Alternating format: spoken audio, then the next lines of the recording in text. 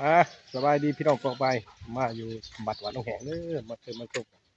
มาตามที่บัดเป็นใหญ่อลังการขนาดนี้อ่ะ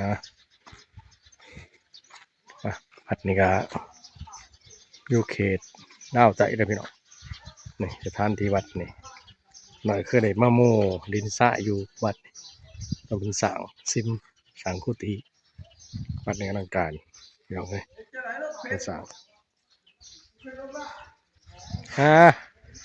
ทำบุญทำทานนี่คือสถานที่บัดบ้านนะบ้านหนองแหงพี่น้อง มันคงเคยโดนแข้งสารบันโอ้พอหวานก็อยู่นี่นะเป็นกำลัง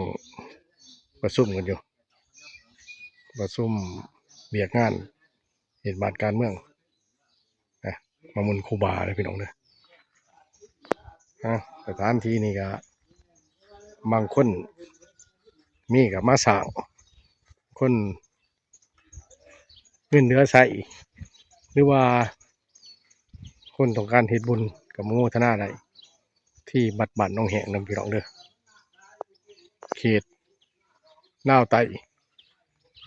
อ่ะนี่ก็วัดกับเมื่อก่อนก็ว่ากว้างเลยพอ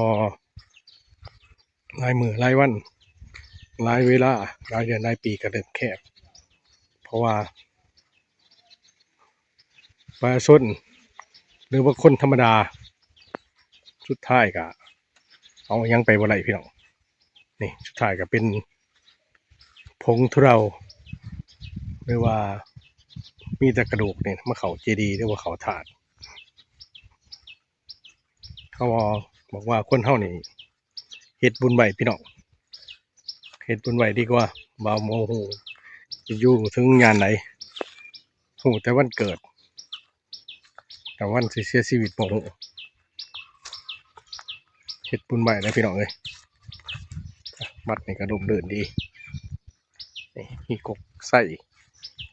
กกโพกกใส่ล่มโพล่มใส่สถานร่มรื่นดี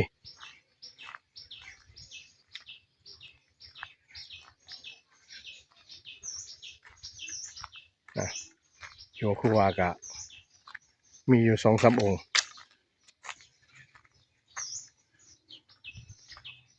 เขตดาวไต่เด้อพี่น้องเด้ออย่างไรกะ